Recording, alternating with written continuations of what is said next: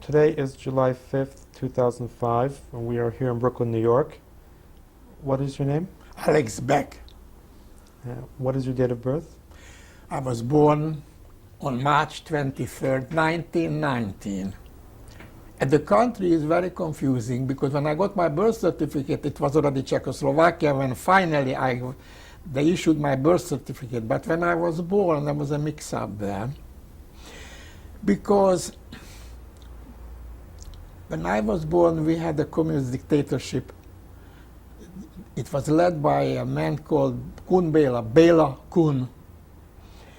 And he was a prisoner of war in World War I. This was after World War I when I was born. He was in Russia and he became a very ardent communist and learned from them some dirty tricks. He learned what happened in Russia is they started with the democratic movement called Mensheviks, with different groups working together. But then one group, the Bolsheviks, took over, led a putsch. And in Hungary, they started also with Democratic People's Republic, Democratic Republic. And he was in the group, this Bela Kun. But then they had a suspicion about him and they put him in prison. And he was in prison for a while. And they did not know that people who forget the past are condemned to repeat it. And they made a mistake, they let him out. And he was out and he took over the government, made a putsch, and became the dictator of the country. So I heard it from my sister. We were three. I was the youngest child. My sister Miriam was 10 years older than I, and my brother Chaim was 5 years older. I was the baby. I was born after World War I. And they told me the story. I heard it from them. That when I had my Brit Milah, my circumcision, my brother Chaim had to go down with the rope, down to the cellar where the wine was, and he had to bring up some wine for the Brit Milah. Because they were afraid to be on the street, because it was dangerous. Especially it was dangerous for a Jew, because the Jews were the bourgeoisie. In Hungarian they called them bourgeois. They were the biggest enemy of the riffraff of the masses, socialist masses, led by Kun Bela. Also his enemies were the farmers, people who had small landowners, kis paraszt. Also his enemies were some of the people from the former parts of Hungary that was called Transylvania Erdély, that later became Romania, and they really wanted that part to become to Romania, and there was a big mix-up which is which is what.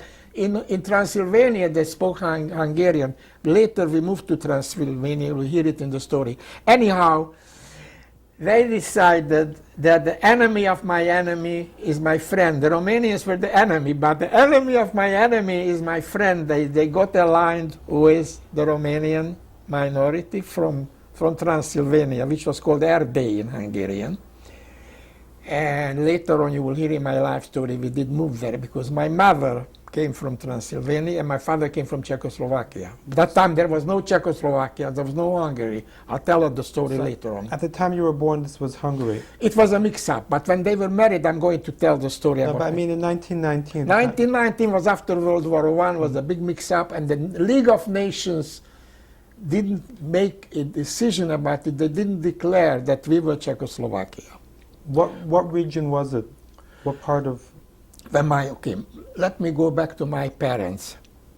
My father, when they were married, my parents were married, it was called Austro-Hungary. They were under the aegis of Austro-Hungary. And they were all part of Austro-Hungary. But in 1848, the Hungarians had a revolution. That revolution really didn't achieve anything because they got a flag, they got Hungarian schools, a Hungarian parliament, but no independence. But I want to go back to what happened to Kun Bela. That didn't finish. They managed to defeat him. They got themselves a leader. His name was Horthy Miklós. Came from a noble family, a Hungarian man. He was an admiral. So we had a joke, how can we have an admiral? We don't have any sea. Hungary is a landlocked country. They had a tiny little lake, Balaton, yes, but no sea. We didn't have any sea. But he was an admiral during when they were Franz Joseph, the Austro-Hungarian army. Anyhow, he was an admiral. So how can we have an admiral? So the joke went, oh, we have an admiral. We also have a minister of justice, and we have no justice. So we have a minister of justice, we have no justice. So we have an admiral, but we have no sea. Anyhow, they defeated the communist riffraff. No more dictatorship. The government was kaput, because the Romanians helped, the farmers helped, and Horthy Miklós and some of the ex-soldiers who didn't want the communists. And the Jews, of course, we were neutral. We didn't mix in. And I'm coming to the point now, no more Kun Béla. He went to Vienna, and from Vienna he went to Russia. And he got himself a very important job, Béla Kun. He became one of the leaders of the World Communist International, and they had people all over the country. He was very close to Trotsky, who had a little bit different ideas than Stalin about spread. They all wanted to spread communism. And when before World War II began, Stalin got rid of all these people. So he was killed by Stalin together with thousands and tens of thousands of people whom he considered enemies. For instance, some of the generals, some of the intellectuals. So when World War II started, a lot of those generals were killed. Some of the intelligentsia were killed. Now my parents, when they got married, they came from two different parts of the Habsburg monarchy. My mother came from a part which was later became Romania. She was born in Halmi, Romania. And my father came from Barkasov, which became Czechoslovakia. What is your mother's name? My mother's name was Levendel Esther. Her first name? First name Esther. Esther. My mother's family, they were very rich in Halmi. It was a very, very small town. I remember I was there a few times as a little boy. They had a factory. They were the richest people in town. When my mother went to elementary school, there were these, 12 o'clock, the bells were ringing, there was a siren, made a lot of noise, the siren sounded, and they said, Levendel is booing, Levendel is booing. She came from a very rich family. They sent her to a special middle school. She was highly educated. My grandfather, Levendel, died when my mother was young. She had 3 brothers and 3 sisters. She was the baby. My father was also a baby. My father had 3 sisters. He was only male son, but when after my father was born, he was a very young man when his mother died. And my grandfather, Mordechai Beck, who was a strong man and full of vigor, he remarried. So what happened was that I had a lot of uncles and aunts who were a couple of years older than I. I had an aunt, for instance, who was about 2 years older than I. I'm going to talk about her right now. I'm going to digress. I went to visit her. She was very lucky, this youngest aunt of mine. She got a wonderful match. She was an Orthodox religious girl, but she got herself a nice modern Orthodox, handsome and rich man. He came from Hungary, from the core country, from the motherland. And I went to visit them, and they were a happy, happy couple, and they had a tiny baby. And when they were sent to the brick factory, she was the first one to go to the crematorium because the mothers were holding on to their children. So both of them died because she didn't want to be separated. Those who were separated, they lived for a couple of months. They did some heavy work. My father's family, almost all of them were killed by the Nazis. I just want to point out an interesting story about my father's family, those who survived. One of them, his older sister Miriam, whose children were, almost all of them were killed in the Holocaust. They were taken to Munkac, to the brick factory. But she had two sons. One was called Zoltan, and the other was called Zygmunt. And they went to Prague, and they were waiting for a boat, Aliyah Bay, to go to Israel. That time, there was a time when people were managed to go to the Dead Sea and go to Israel, and Haganah was waiting for them. The British didn't know too much about it. At night they came, they were held. So they were in Prague, both of them waiting for a chance to make an Aliyah. And Zoli managed to get to Israel, and the younger one, Zygmunt, he dug his own grave with his own teeth. What happened was he told his brother, I can't, I'm hungry, I miss my mother, good food. The grievin and the chicken liver and the goose liver and the good food and the chicken soup and all the wonderful things. And I don't have it here. I have hard-boiled eggs and onions. And he went back home to his mom and tata. So when they came, they were taken to Munkac, to the brick factory. So he was killed. He was standing with his parents. He wouldn't leave his parents, and he was killed. So these are little things about members of my family to point out. Now, going back to my parents, when they were married, they decided to stay in a place called Willock, where I was born. Okay, I just want to interrupt for 1 second. You mentioned your mother's name. What is your father's name? My father's name is Isidore Beck. Beck Isidore. And my grandfather's name was Mordechai. I'm going to talk to you about Mordechai later on. When I was a little boy, I went to visit him. They had a furniture store in Willock. And my mother was a very smart woman. She was a good businesswoman. It was her idea to have a furniture store. She wanted something that doesn't go out of fashion, it doesn't spoil, food spoils, clothing goes out of fashion. That was a very brilliant idea, except that she forgot that Tisa Uilak was near the Tisa River, and the Tisa River flooded very often. So they had a big flood, and the store was destroyed. They were insured, luckily, so they took the money, and they moved to Oradea Mare. I'm going to talk about it later, to Transylvania. This was before you were born or after you were born?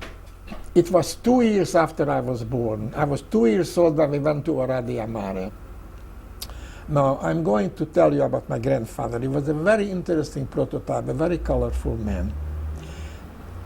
He and his sisters, older sisters, two of his sisters didn't live there. He had an older sister who was very rich, Mrs. Fuchs Ignaz. They have no children. They adopted one of my cousins. But my grandfather, Mordechai Beck, was a very interesting man. He went to the Keshmark Yeshiva. It was a very unusual yeshiva at that time, but very, very unusual. They taught them a lot of Chumash, Rashi, a lot of Talmud, tremendous amount of Talmud. But they also taught them German, which was a very important language, Hungarian, spelling, and bookkeeping. He studied bookkeeping. He spoke a beautiful Hungarian, because we all spoke Hungarian, that was our mother tongue. And he knew German, and he knew Yiddish. He was trilingual. He was a very wonderful man with a wonderful judgment, very, very wonderful judgment. Now, I'm going to tell you about him. They had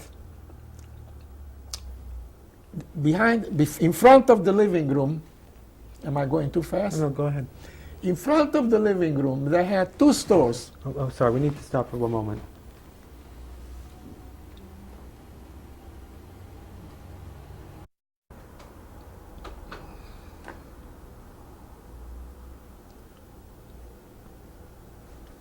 You were discussing your grandfather. My grandfather, Mordechai Beck. I had the zchut to know him, and also to know his second wife was a very kind woman, very nice woman, and she treated my father like her own son. So they had, because he had young children at home, the daughter and the son, they were three people in the living room, and they had two stores, parallel stores, in front of the living room. The store was opening to the main street. It was one long street, the whole village was one long street. During the winter, when it was raining, it was very muddy. Anyhow, people came in. They had two bells. and the bell sounded different. The bell for the grocery store, for the Macolat, had a different sound than the bell from the saloon. The saloon actually was called Kirchma. It's a too fancy word to call it saloon. Now, the grocery store, people came in, a special container for cooking oil, a bottle or a aluminum can for cooking oil, a special container for spirit or oil for cooking that they used the primus in a hurry. They didn't want to go to the yard and put in all the wood, wanted to cook in a hurry. That's called Schnellsieder. So they carried all the things to save money. They didn't give things in a container people brought in. Now, if somebody wanted salt, they put it in a brown bag. They put it on a scale, salt, flour and salt. They had the most important things there. Candy, my family, they made a little cone and they put the candy in it. Peanuts, what we called in Hungarian American nuts, they didn't have. That was too fancy. The only one in my family that had peanuts was my uncle Fuchs Ignaz in Sevelus. When I went there, I had a good time because they gave me some peanuts. First time in my life I ate peanuts. And first time in my life I ate a banana, or I saw a banana was in a store. Anyhow, they only had the necessities in the grocery store. Now, the other bell was for the saloon. People who came in, they came to drink, and everything was, the alcohol they drank. I will never forget with a little boy, they put in pepper, 100% proof, and they put black pepper in it, and they were using all kinds of expressions. My grandfather was listening very carefully. The judge came in to sit down with the Martha. They called him Marton in Hungarian, and they discussed all their problems, the legal problems, and he was helping them with these decisions because he had a wonderful, wonderful mind. His judgment was brilliant. So these are some of the things I remember about my grandfather. I must have been about 15 when he passed away. And my grandmother was taken to Auschwitz, the whole family, except those people that I mentioned that survived. Now, I'm going back to the furniture store we had. After the disaster, my mother said, we have the money from the insurance. Let me look around, get a good idea what to do. And I don't want to live here. Let me go back to my own country, Romania. Because by that time, it became Romania. Halmi was part of Romania. So somebody told her that in the city of Oradea Mare, which was called in Hungarian Nagyvárad, somebody owned a restaurant there, the Lloyd restaurant, which was in the middle of the town, the hub of the city, and he went to Switzerland to open a kosher restaurant in Switzerland. He's ready to sell the restaurant. Well, actually, the building didn't belong to him, but the chazaka, what do you call that, when you have a right for something. You know, like in Israel, when you have an apartment, then it doesn't belong to you, but you have concession. He was ready to sell the concession for the restaurant. So we became owners of a restaurant. I was 2 years old. How do I remember? Because I just had an operation, hernia operation. That's my first memory in my life. And they used the shiny paint in the restaurant, and I started to cry. I didn't want to go in because I thought they were taking me back to the restaurant. My mother really didn't know how to cook fancy cooking because it was a big restaurant. They owned a coffee house and a restaurant and all that. So we were lucky to get somebody, a young man who was a prisoner of war, who just came out, and he was unemployed, and he was the cook in the army. And he learned some tricks of French cooking. He became the cook in the restaurant. In the restaurant had a wonderful reputation of having good food. People came from all over. Business was very bad, was bad for those who were unemployed, but those who had money, they had money and they came to the restaurant to eat. So we had very rich people in Oradea and very poor people, and the rich Jews came to eat there. So we did very, very well in the restaurant. They had balls, all kinds of parties there. Did the restaurant have a name? Yeah, Lloyd, the Lloyd restaurant. Lloyd, the Lloyd restaurant. The whole building was called the Lloyd Building, and in the building there, a college for students who wanted to study bookkeeping and accounting. It was called the Lloyd College for Bookkeeping and Accounting. The big building in the center of Oradea Mare. Now there isn't Do you recall the address? center of the town. I don't know. I had no No, number? I don't know the address. Ruthie and I went back there, but they don't know. They didn't know what we were talking. People in Oradea didn't want to talk to us, or they were afraid to talk to me in Hungarian. When I spoke to them in Romanian, they didn't want to talk to me because I come from America. They were very, very, very, very Orthodox communists in Romania Okay. when we went back.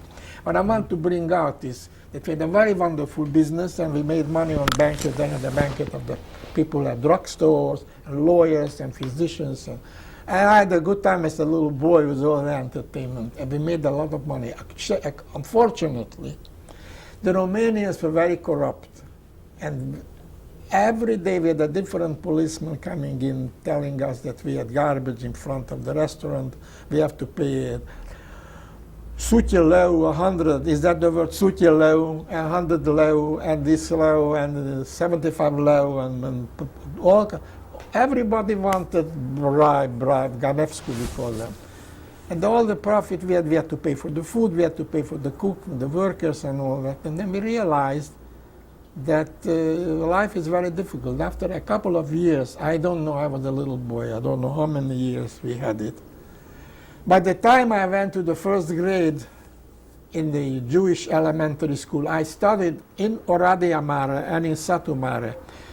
It's very confusing for you. Every town had two names. We had a joke. In French, we write Bordeaux, and we pronounce it Bordeaux. In Hungarian, we write Oradea Mare, and we pronounce it Nagyvárad. And we write Satu Mare, and we say Satmar.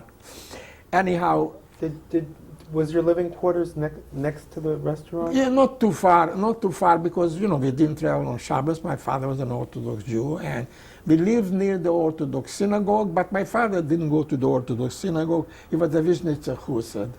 My father was a highly educated man, very charismatic man. Now that you ask me about him, it reminds me about the Vishnitzer. He didn't go to the Vishnitzer shul either all the time, because we had a stiebel not far from us. We had a lot of stiebels there, and my father was a hartziger filler. I'm repeating what I heard from. And the women went to my mother, Esther, your husband, that was so beautiful, he makes us cry. I told the women, you know why? Because he understands the meanings of the words. He knows what he says, he identifies with the words, what we call Pirush HaMilim. He was a wonderful Balfiller, was a wonderful man. So when I started the first grade in elementary school, I want to tell you about elementary school. We had to learn everything in Romanian, like Stințele physical naturale. We called it stinkerdike Wissensäckler. Stințele physical, I call it everything in Romanian. And our teachers were all Jewish ladies.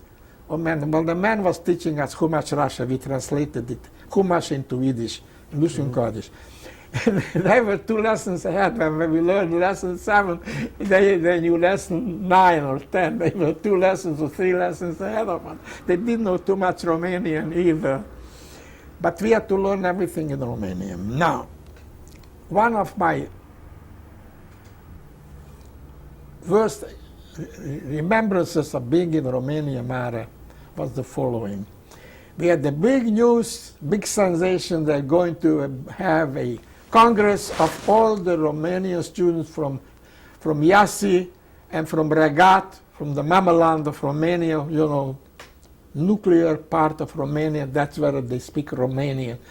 They picked Oradea Mare to have their conference.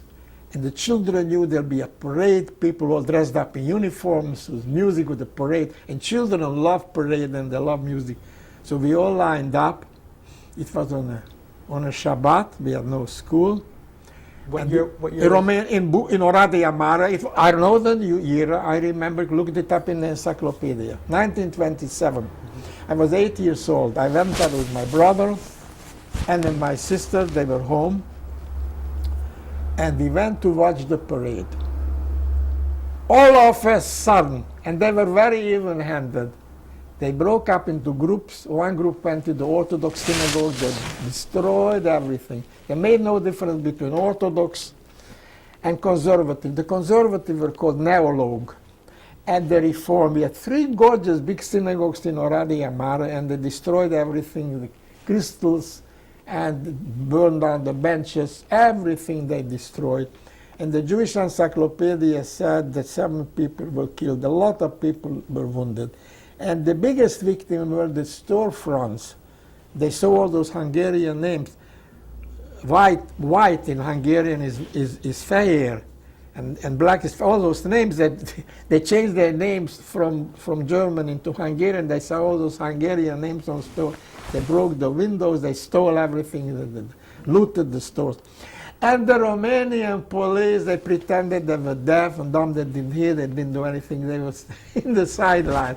It took them 3 days to come, and they were ready to go home already.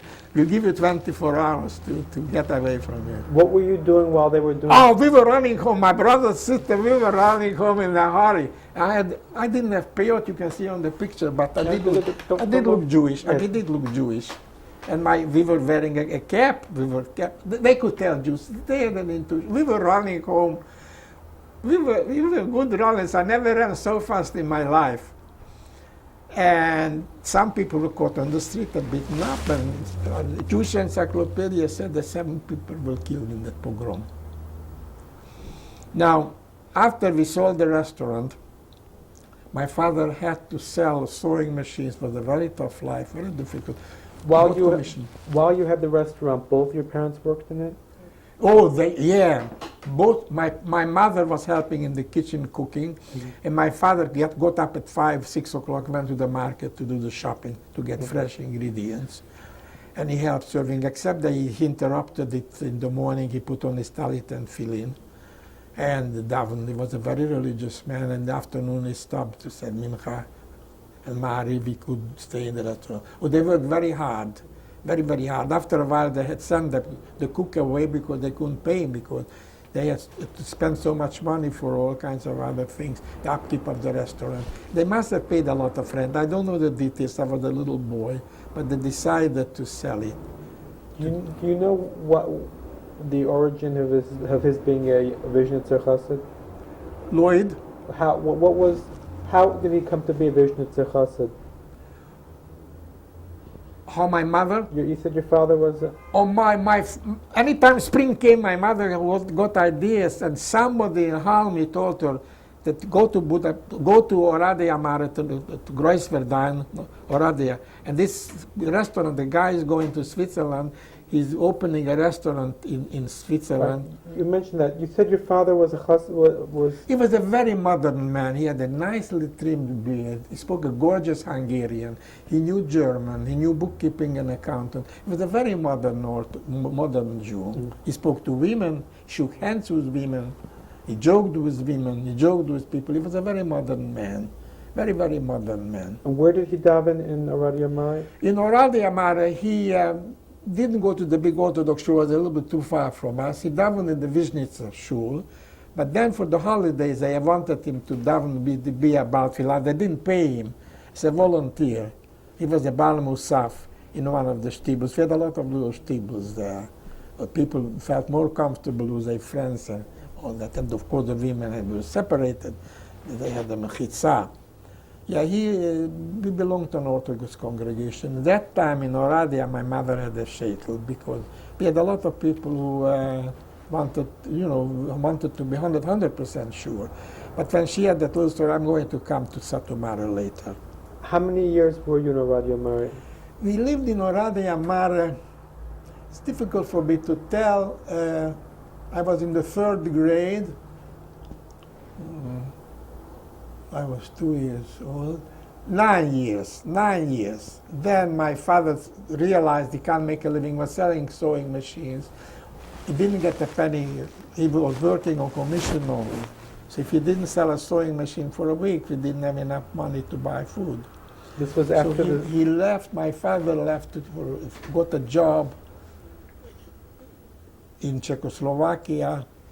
He lived in Barca, so he represented the big candy chocolate factory from from Brno, from mother country, from the center of Czechoslovakia, what we call Sudeten, from the Sudetenland. He was the sales representative of a candy factory. And he worked for them for years. Now I'm going to come to it, how he managed, how we all moved to Czechoslovakia. He had gone into selling sewing machines after the restaurant? After we left, because we had no money. You had to close the restaurant? Close the restaurant, we had to sell it, and we lived on the money that we got from this Gross factory, Gross family. You bought we bought it from them, and they had some money left from that money because we paid them every month, you know, installment. They went to Switzerland.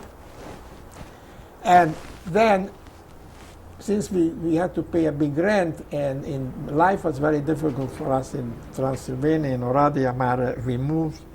My mother got a good idea. In the spring, she opened a little restaurant across the street from the railroad station in Satu Mare, which we called it, Hungarian, we called it Satmar, the Satmar Arabe, Satu Mare, and we had a little coffee shop, I call it, a little coffee shop across the street from the railroad station. You moved from Oradea Mare to Oradea to Satu Mare, and we lived above the restaurant. We had a little room where my mother and I lived, and we cooked ourselves food from the little restaurant where we had. Where was the rest of the family? My sister was staying with us in Romania, and my brother was studying in Kecmark in the yeshiva in Kecmark. Stayed with the family was split up.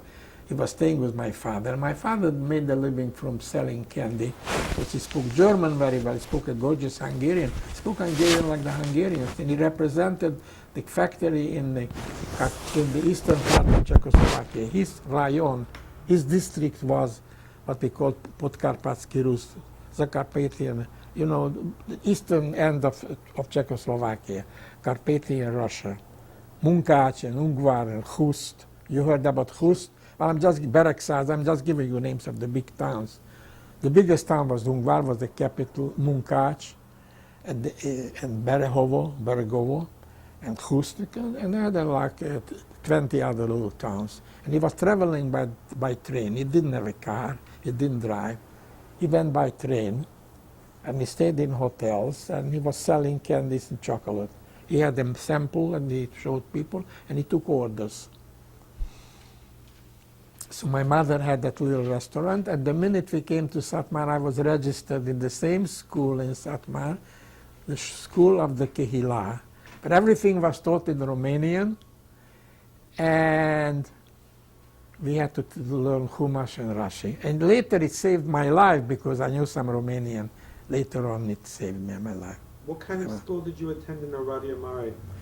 The school was a school of the Orthodox Jewish community, which was, the building was in the downstairs we had the Orthodox synagogue, and upstairs we had rooms for the Beit Sefer Ivri, a Jewish elementary school. We called it Škola Hebrejska, Hebrew school. And everything was supposed to be taught in Romanian. We were not allowed to talk Hungarian, which was very difficult because we were thinking in Hungarian, our teachers. And we learned Chumash and Rashi, a lot of Chumash, and I was very good in Chumash. I loved the Hebrew language, except that we learned Ivr, not Ivrit, Russian Kurdish. So in Satmar, I went to a similar school, exactly the same type of school, except that I had to take a bus to the school and a bus back. I had the school bus taking me there. And my mother had that little coffee shop. And the shul, we had the shul not very far away. I was able to walk over. There was a shtibel not far from us. There were a lot of shtibels in Satmar and in Oradea Mare, also in Munkács, where we moved later. Now I'm coming to Munkács. I wanted to be a doctor. I wanted to go to a liceu, a regular high school. The system in Romania was the following. You went 4 years to elementary school, basic school. Now if you weren't very, very, very excellent, you were in the top 10%. You went to a middle school, Then you became a shoemaker, a tailor, you learned the trade, butcher. There were all kinds of trades. You went 4 years to middle school, when they taught you language, basic skills of mathematics, and then you studied the trade. Very nice trade for Jews, very elegant trade was making the upper part of the shoes. That was a very elegant trade. You didn't make your hands too dirty. You made nice sums of money. So they wanted me to do that, but I didn't want to because I really wasn't very handy. And I thought I'm good at languages. So anyhow, I wanted to go to Liceu Mihail Eminescu in Satmar. That was the best school. The only Liceu they had high school.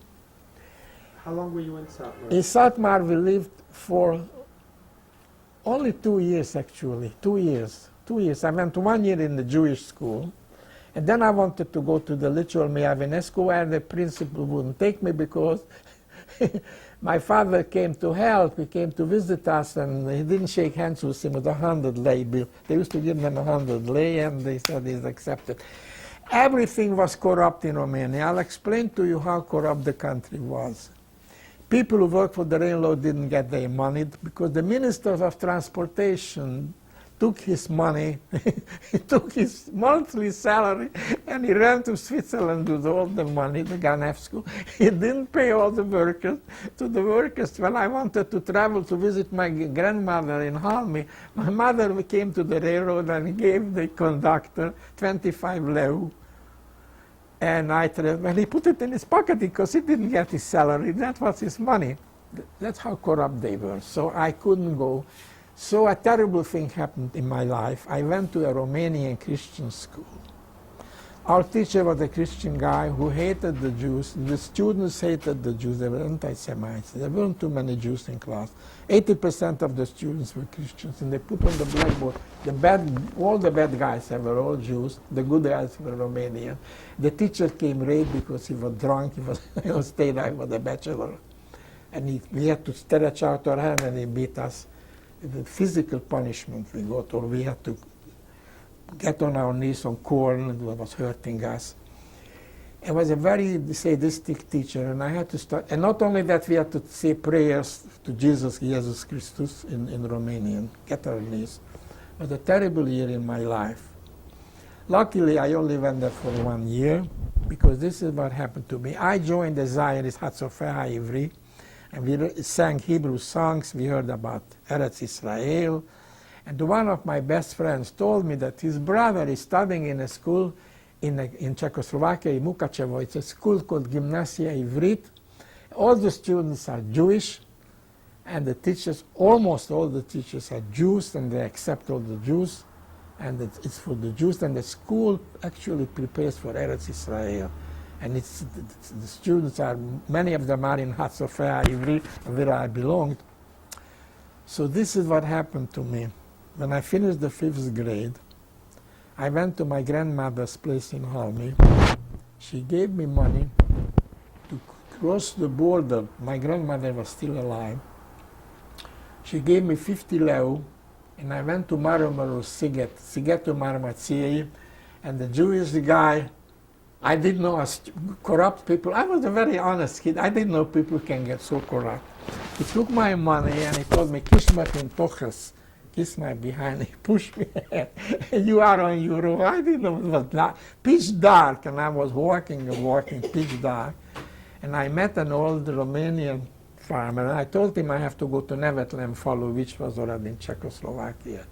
He said, "Follow me." I couldn't give him a penny. I didn't have any money in my pocket because the guy took all my money away. This Jewish guy, this man from Sigetu, they had a bad reputation, I found out later. They were very dishonest. Yeah, Sigetu Gunner. Anyhow, he showed me how to get to Nevetlem Falu, and he put me on the bus, and the bus took me Vilok, and I was with my aunt in Vilok. I had an aunt in Vilok. This is right after the 5th grade? After the 5th grade, on my way to Munkac to go to the Gymnasia Ivrit. You did this. It was in August. You did this crossing all by yourself. By myself, because the guy left me in the Mayam there.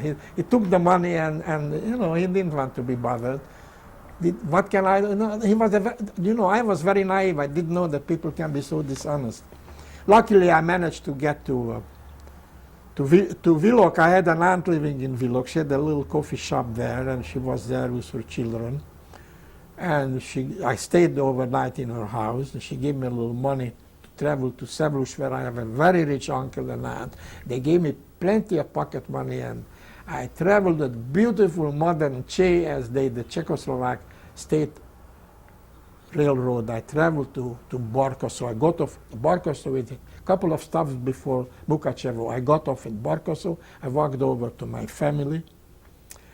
And I lived with one of my uncles and aunts called Vernon. And I had to take a week before September. The schools opened September 1st. A week before September 1st, I had to take an exam to the school. Now, the school, the Gymnasia Ivrit, they had the kindergarten and 4 years elementary school. The kids who started Kita Aleph, many of them had 5 years of Hebrew, and many of them had 4 years of Hebrew. They had Hebrew. They all knew Hebrew. And I had to pass an entrance and examination. A tall guy came out, took me to a room. We were all alone. His name was Mr. Barul Pan. And Barul Pan told me, take a paper. He gave me a pencil, and he dictated something to me in a funny language. I never heard that language. I learned Ivris. And he was talking to me in a language. I didn't know what he was saying. I said, I don't know. I don't know what you say. I told him in Yiddish. Ich verstehe nicht, was du siehst. So hat mir gesagt, red mit Dr. Kugel. I have to talk to the principal, but he doesn't know what to do. He's not allowed to accept me in school because I failed the examination. I didn't pass. So my father went to Dr. Kugel. They were talking in Yiddish. Well, I happen to know Yiddish.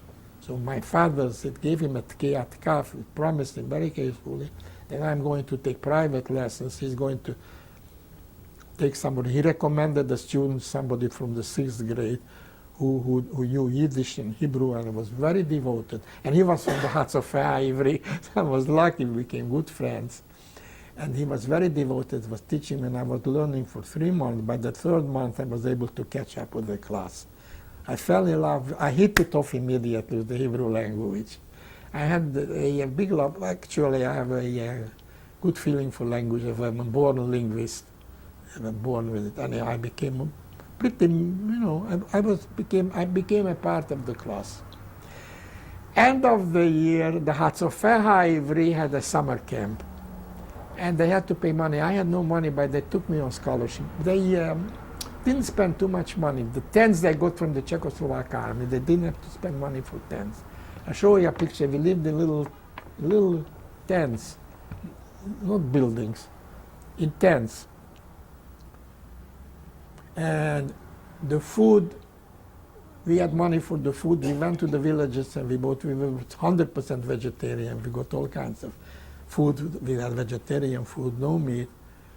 And the girls, the big girls from the 7th and 8th grade of the gymnasia, they were the big girls. They did the cooking. The big boys helped out cooking. And I was washing the pots, and I was cleaning potatoes. Everybody was working, and I enjoyed life very much. Everybody spoke Hebrew. We only spoke Hebrew. We were singing. I must have learned about 40 Hebrew songs. Dibanu rak ivrit, only Hebrew, and I loved it. And I learned a lot. I met a lot of people. I was among the young group. I was in the Bnei Midbar, they call that, the generation of the desert. We were the youngest one. They were all older than I, and I really learned a tremendous amount of Hebrew. I was like a sponge. I absorbed it. To cut a long story short, when I started Kitab 8, I already was one of the good Hebraists in class. Because the 2 months in camp helped me to become a good Hebraist. And of course, I was very interested in Eretz Israel. I became a member of the Hatzofeh Ivri. I spent 8 summers in camp. That helped me also when I was interviewed in the Reali school. And every teacher in the Reali school has to do something besides teaching. So they asked me what I can do. I said I can work with the Tzofiyut. They had Tzofiyut in schools, scout movement. So some teachers were working in the garden, botanical garden. Some teachers were teaching students handwork. So I was working the Tzofiyut. So everything held my life, languages, all my life was always saved by that. By the time I was in Kita Gimel, I was an editor of Iton Kirvi, the newspaper, wallpaper, and I got a Hitzsteinut, my wonderful report card, because I was so good in Ivrit. All the subjects were taught in Ivrit. I also have to mention that Dr. Kugel had a habit of teaching first year. He taught us geography first year, and the last year he taught us philosophy. Philosophy. Dr. Kugel was a member of the Czechoslovak parliament. Besides being the principal, from time to time he went to the parliament. He represented the party, fusion party, Jewish Social Democratic Party. And he was a member of the Jewish Social Democratic Party in the Czechoslovak parliament. So from time to time he didn't show up to your classes. And we had an assembly once, and we celebrated the Balfour Declaration. We didn't have a state of Israel. The biggest holiday was the Balfour Declaration. And Dr. Kugel said, freedom, you don't get freedom, you have to fight for it, you have to build the country, then you have freedom. The Balfour Declaration means nothing. You have to build up the country. Freedom, you take Chofesh Inam Notnim. They don't give you Chofesh Inam Notnim. They don't give you freedom, you take freedom. So when he didn't show up for geography, or when he didn't show up for philosophy, because he was in Prague, we wrote on the blackboard, freedom they don't give you, we went home, we sneaked home. That's some of the jokes. At this time, did your parents, had they joined you here? Yeah, my father got himself a very, very good job selling candies and chocolate, representing that firm Hella. And I had a good time. I had a lot of friends, because 4 times a year he got new samples. He had to discard the old samples. He got new samples.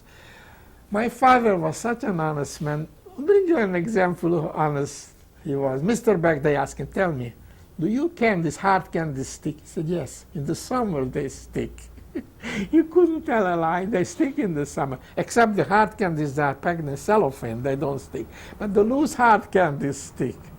So 4 times a year he got a new sample, a collection of samples with extra. Some people used to try the samples and taste the samples. So my friends came over and we had a holiday having chocolate and candies and Christmas chocolate and all that. He represented that company for years and years, but something very ugly happened.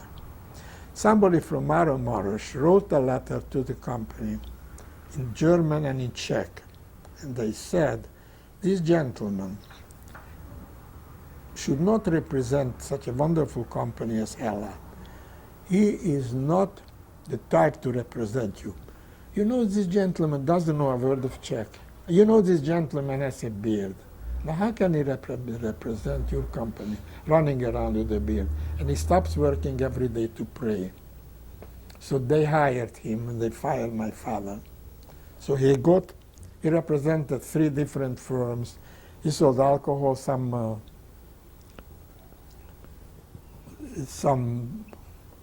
Cujka, Slivovitz. He sold Slivovitz and Cork, and about three different companies. And he made half of the money that he made before, because he was pushed out by another Jew. I started to make money teaching. How old were you at this time? I was bar mitzvah in the end of the 4th grade, because I had 5. I started a little bit late. Because I was born in March. I lost a year, and I lost a year because I had 5 years elementary school.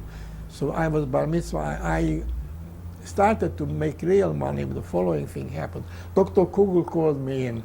No, I got frightened. I did something wrong. And Dr. Kugel calls you. He said, Beck, sit down.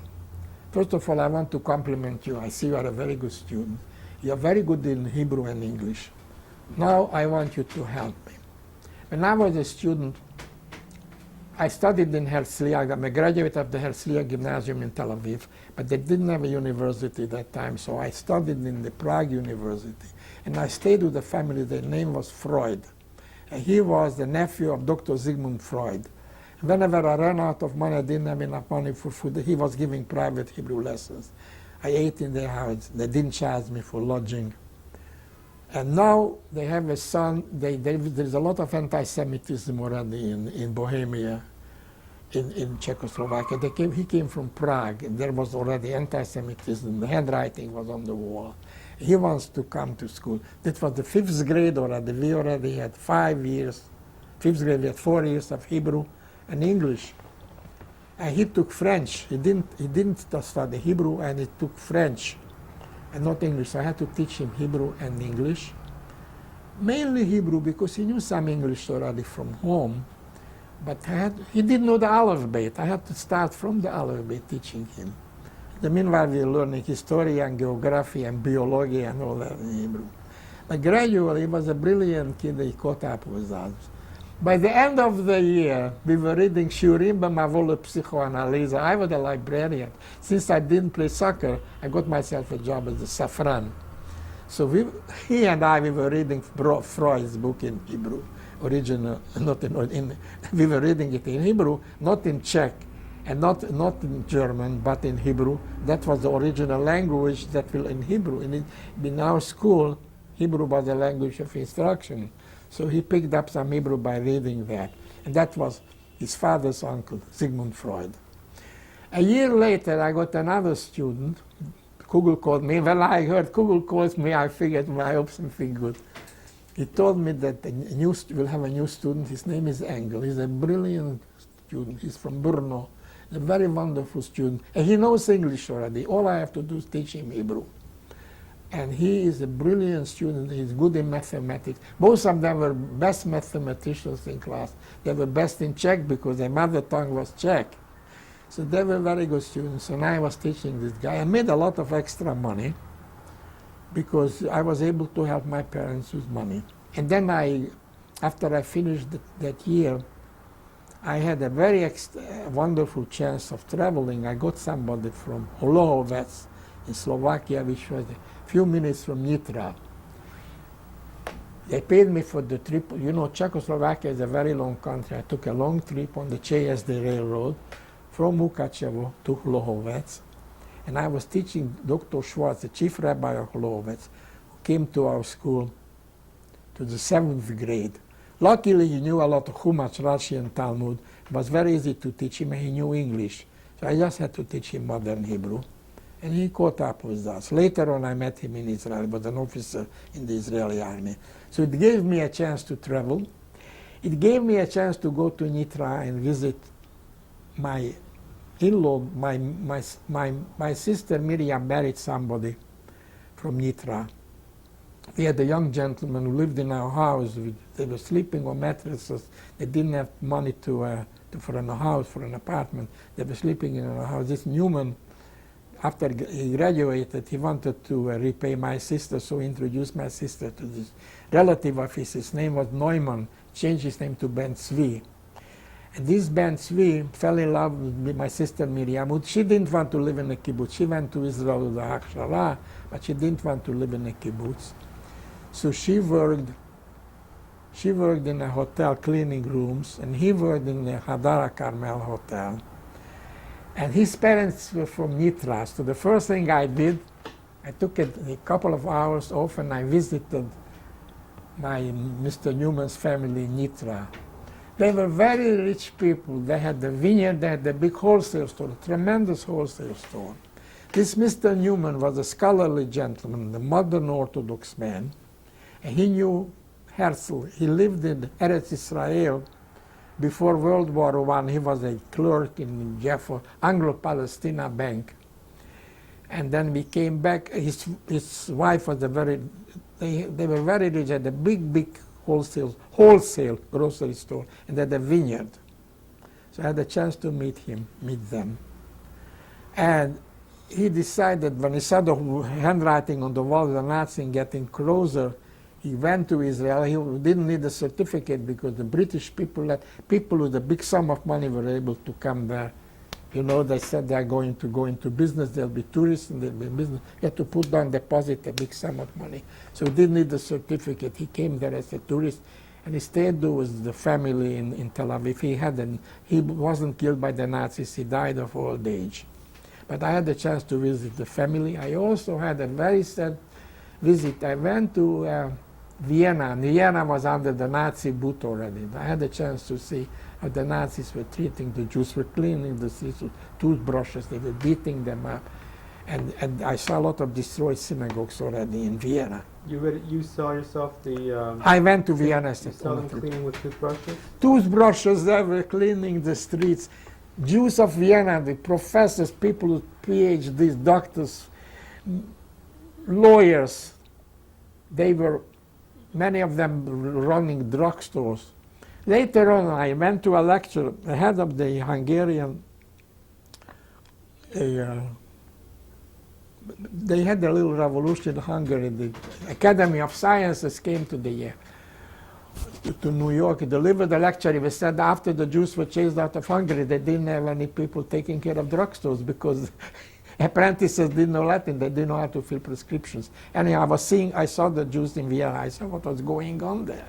They were beaten up and I saw buildings destroyed and when Yiddish blood from Messer spritzed, I saw all the signals, all those Nazi slogans on the wall. Anti-Jewish slogans, Juden aroused, and no Jews allowed, and they took all the Jewish stores already. Because Vienna, you know, the Viennese were Nazier than the Nazis. They were very, very, very anti-Jewish, the Viennese. And so I was able to see, it was a very sad trip. I just took one day off to visit because I was teaching all week. Then I went back to Munkacs to finish the school. In the 7th grade we learned, instead of German, we learned Russian, which saved my life, because we didn't learn German anymore, kaput, no more German. It was called Gymnasia Ivrit. In the 8th grade, we still started to learn Russian. But we never finished the school because a terrible thing happened. Before we get into that, we have to stop here to change tapes, okay? Change what? We're going to change tapes. Yeah. I just need to use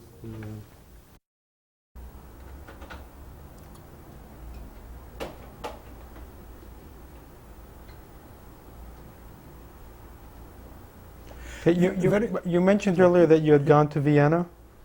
Yeah, I did. How old were you at the time? About 18. I was older than the class. The class, we graduated, they had to be 18 years old. You couldn't get a matura, a matriculation, unless you were 18. But I started a year later, and I had 5 years of elementary school. So I was past 18. I had pretty good judgment. And I knew German. And I went to Vienna. I just knew German. I learned a lot of German. What made you decide to visit Vienna? You know, I wanted to see the beautiful city of Vienna. I had heard so much about Vienna. Also, I heard in the Scout movement, they had fights on the street with Arbeiter. You know, often Gassen ziehen Arbeiterbarrikaden in Vienna. I heard so much about it. And I did a lot of reading, and I wanted to see that beautiful city. And what was one of the saddest days of my life, to see what people can do to people. I mean, this is supposed to be educated Viennese people, but they hated the Jews. I mean, I don't want to go into details because I'll spend an hour. How did you get there and get back? I took a bus. The cheapest way of transportation was bus. I took a bus to the Danube River, Donau. I crossed the river with the... It was a ferry? There was a ferry, and I paid like 10 cents for the ferry. I got into Austria. I didn't get to Vienna. There was a very short trip from the ferry I started from Bratislava because I visited my cousin in the Hassam Sofer Yeshiva, 12 Strostrasse. I'll come back to that word. I'll need it later in my life. That saved my life. I'm skipping everything about Vienna because I can spend an hour telling you about it. And I only spent there about 4 hours. Most terrible thing. When Hitler, I'm going to tell you what happened with Hitler was the biggest liar we had. He was a demagogue, a liar. I want to point out something to you. Czechoslovak Republic was a very democratic republic. We had a lot of minorities. The Hungarians had Hungarian elementary schools, high schools. The Germans had the German kindergarten, elementary school, high school. They had all the privilege, all the rights. The Jews also. We said we want our own school, so we had a Gymnasia Ivrit. So Hitler, he was telling the world that the Czechs are not nice to the Germans, they discriminate against Germans, he was hitting on the table and shrieking and yelling, he's not going to take it anymore, the Germans are discriminated in Sudetenland, and they are in majority, which that wasn't true, they were a big part, but I don't know exactly the number, but they weren't discriminated against, they had all the privileges. But he wanted the whole, you could see already, he wanted the whole, he had it all figured out. The next thing will be Poland, he's going to swallow Poland. I'm going to tell the story about Poland. I was there when it happened. So I am here in the middle. We had German in the 7th and 8th grade, we had German. We had foreign languages.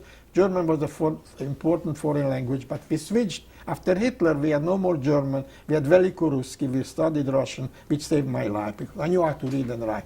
7th grade, we had a year of Russian. Why did they make you to learn Russian? Dr. Kugel decided, well, we are not going to learn German. It's not written in the Constitution of Czechoslovakia. The Constitution of Czechoslovakia said we had 5 hours of Czech language, and we had to study one subject in Czech. Like 1 year we translated Latin into Czech. 1 year we studied biology in Czech.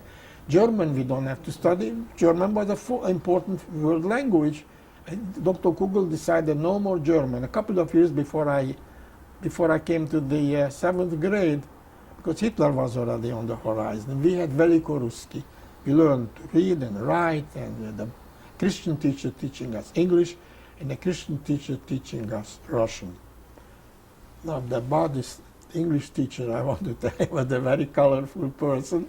He had a big impact on my life. In the 3rd grade, we started to learn English, and I was very happy about it.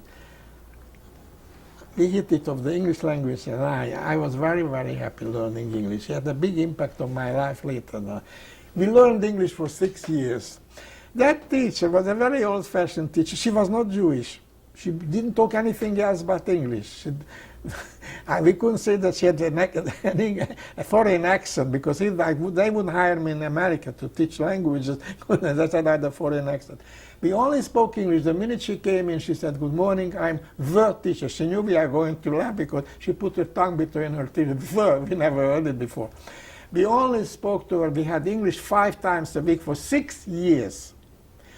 And we had to learn everything by heart, but we had good books, very good school books. We learned English language, English history, a lot of grammar, and English literature. She was very autocratic.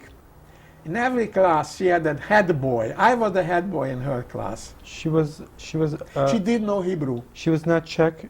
She was actually born in Russia, but educated. She was educated as a young girl. She was educated in England. But she knew Czech, but she wouldn't talk Czech to us. She would not talk a word of Czech. We asked her, what is the word? Look up in the dictionary in the back of the book. We spoke only English to her. So the English that you learned was a British, not American. British English. We said dance and count and lift. I learned all those. Mm-hmm. And she had a habit, in every class she had a head boy. She didn't care for girls. So I was the head boy in the class. And she didn't have good bookkeeping, so she used to write down who was the last one to be tested. I had to tell her who is next to be tested. She tested alphabetically. We didn't have a public PA system, so we had a big book, and when they had an announcement, so we had a big book, and they brought it in the class, and I was the one who had to read it and had to tell her what was written in it, in English.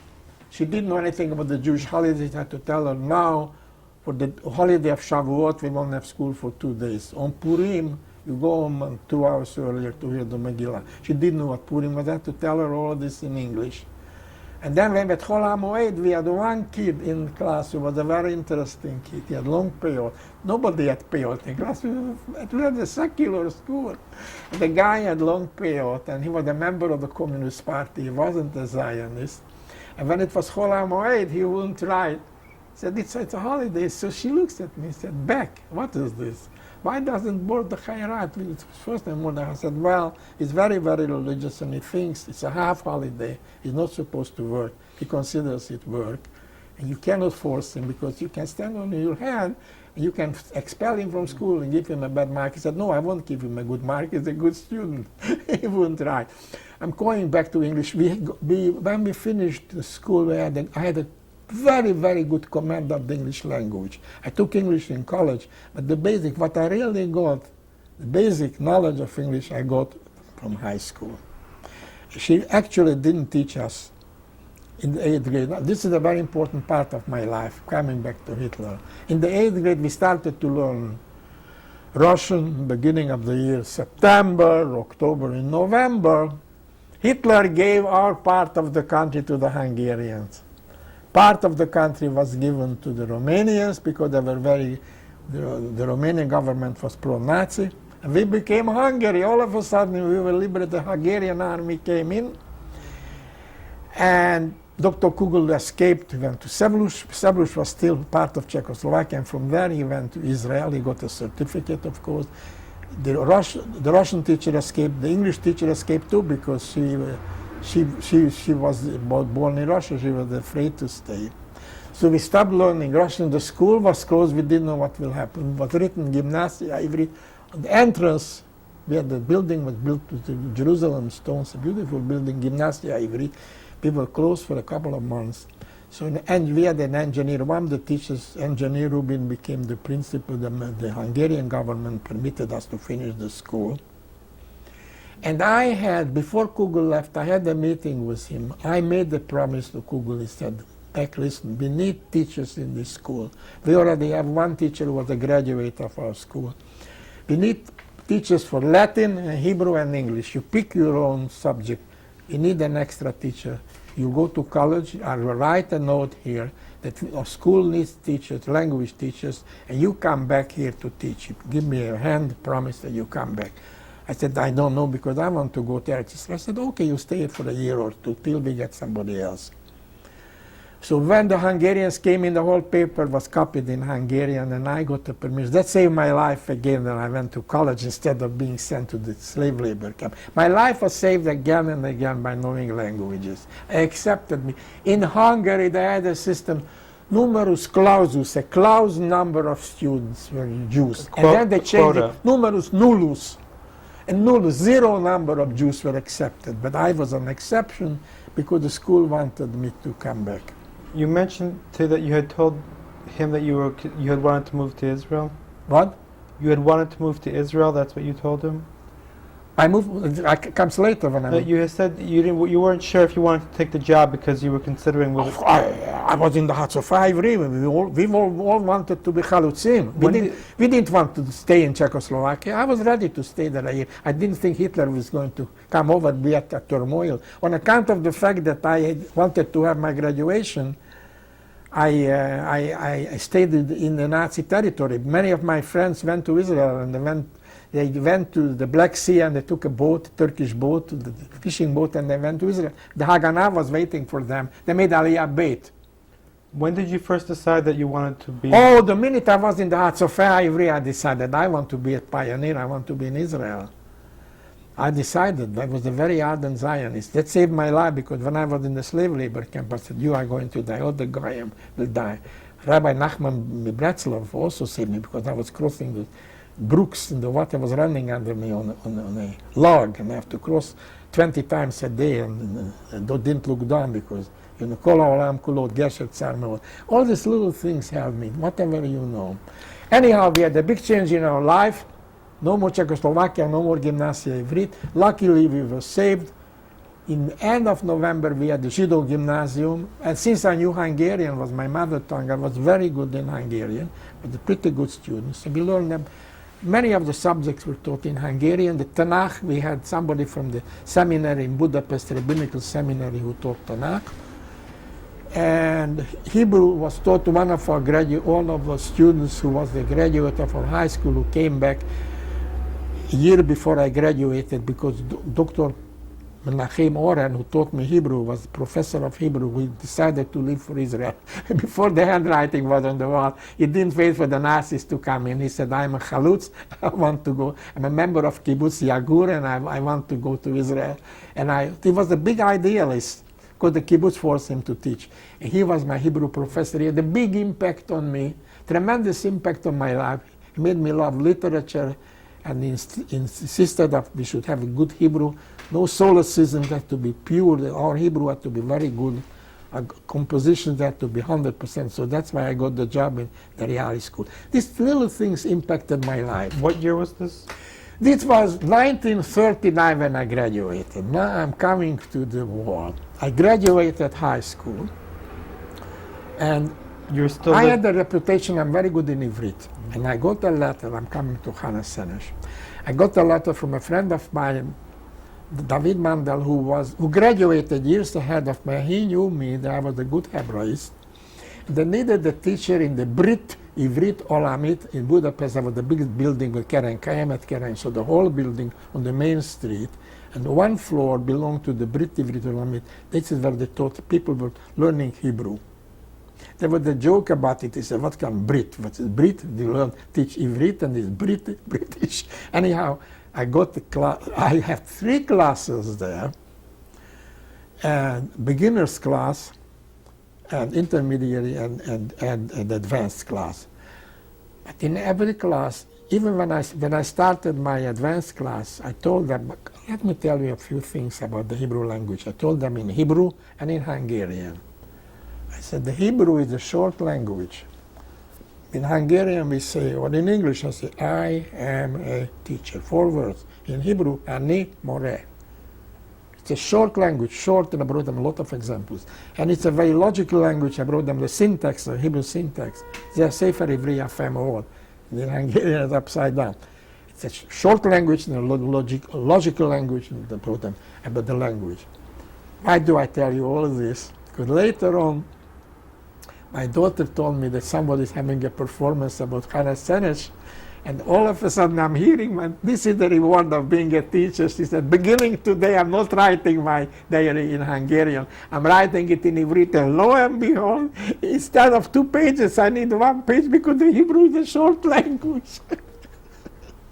Anyhow, Hannah Senesh was a very, very good student. She was in my advanced class.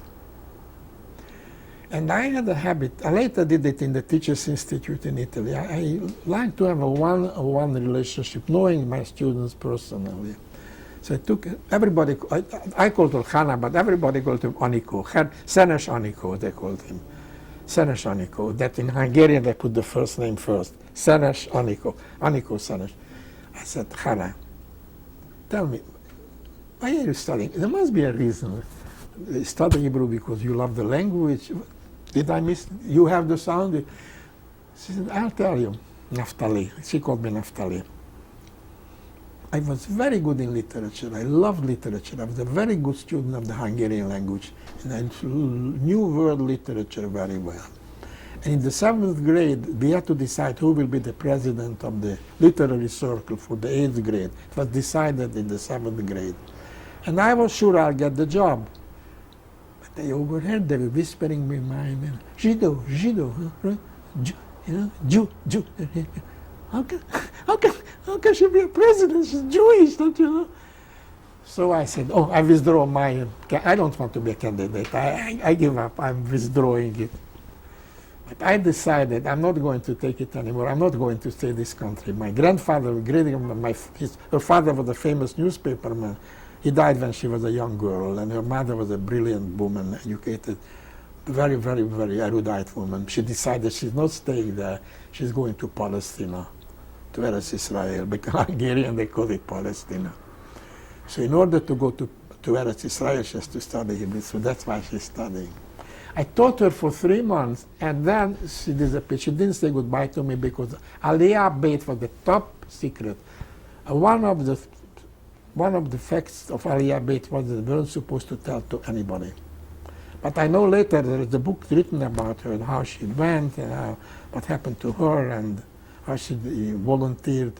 She went to Sudot Yam, they took her to Sudot Yam. Later when I was an officer in the Israeli army, my commander, Major Maggett, told me that he knew her from Sudot Yam. Anyhow, she volunteered to be a paratrooper. And you want to know how she was killed by Hungarian Nazis. Mm-hmm. Tortured her, killed her. Anyhow, what do you Hannah remember? Senesh. Yeah, what do you remember about her personality or the way she Personality, looked? yeah, she didn't raise her hand too much. No, I had to ask. Whenever I asked a question, who knows, then she said she knew it. I had some problems with the language, and I was only talking to them in Hebrew. And I asked them, I told them, I only spoke to them in Hebrew, but I told them something in Hungarian. Who knows how to say that in Hebrew? So she was the only one who raised her hand because she was really far ahead of the class. Actually, she loved the language. She was ahead of the class because she did a lot of things